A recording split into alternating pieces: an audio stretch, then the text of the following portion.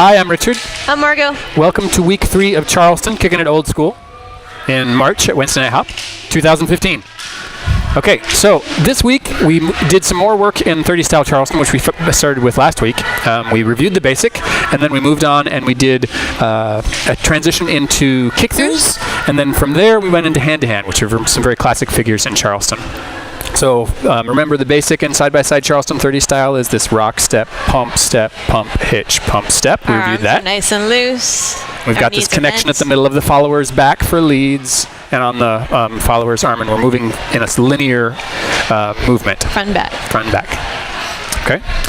From there, we moved into kick-throughs, and the way we did this was by signaling to our follower leads that we're going to do something different. So we offer the hand, move our hand to the hip and make some space, and then kick to the forward and back, forward and back and back and forward. We've got a little bit of space here. We've got a little bit of energy in the arm, and as we come together in the front with the hand on the hip, I'm doing this kind of turning with my right hip to indicate to the follower that she should open up.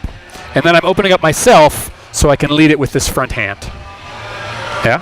And we're doing this double kick, hitch, kick, step, kick, hitch, kick, step, kick. Follows, hitch, our kick, job is step. to make sure that our arm stays nice and relaxed and in the same position when we separate from our partner and when we turn open, so that when we come back, we connect in the same place. Our other job is to make sure that we are maintaining our footwork and turning as though we were going to continue in that direction until our bodies get a direction change from the connection point with our partner.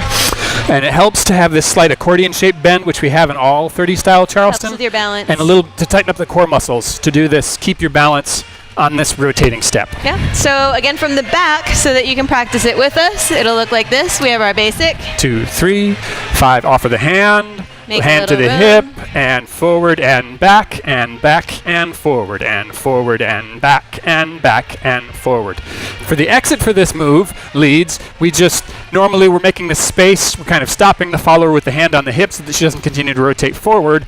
Here we swoop in, let go of the hand, and go back to basic. So from the front, anytime we're rotating back through, so we're in this open position, we swoop in, close up the space in between us, and go right back to the second half of our basic. Leads, it's important to commit fully to closing the partnership back up and moving back to a forward and backward linear movement. If you do not, and there's any ambiguity, your follow will continue to rotate. Wait, that didn't happen. Whether you mean for 2 or not. Yeah. Also very important, followers, in order to enable this swoop back in, to keep make sure there's a little bit of space between your elbows and your sides, so that the leader can actually get an arm in there to swoop in and connect. Yeah. Once we were in this kick-through position, we then moved from there into hand-to-hand. Hand-to-hand. And the hand-to-hand, we are basically doing the same sort of movement, but we're switching into this right hand to right hand, followed by left hand to left hand position. Follows, our footwork doesn't change, but the leads have a special little fancy foot fudge. Leads, so what we did is when we're kicking through with the right foot, instead of doing our forward and back step, we did a forward and rock step, forward again, and then the back step. So if you're a counter, this is a 5, 6, 7, 8, 1, 2, 3, 4, 5, 6, 7, 8. At the same time, we are guiding the follower to continue her regular kick-throughs as if by nothing happened. Turning a little bit with the right hand so that she starts that rotation and passing her front hand from my front hand to the right hand, from left to right. So we've got this rock, step past the hand, and then we switch. It's like magic. And now we keep the hands at the same level and rotate back and forth. We talked a little bit about making sure that each partner is continuing their rotational momentum until we meet in the middle and get enough energy built up to spring back the other way. And to end this, we did the same thing where we did a forward and rock step forward, and we swooped in at the same time to close up all of this space between our partners. So we have a forward and a rock step, swoop in, 1, 2, 3. There we go. And again, lead it wrong, but lead it strong. Be very clear and very decisive in your lead, so your follower knows what's coming. No surprises. That was it for week 3.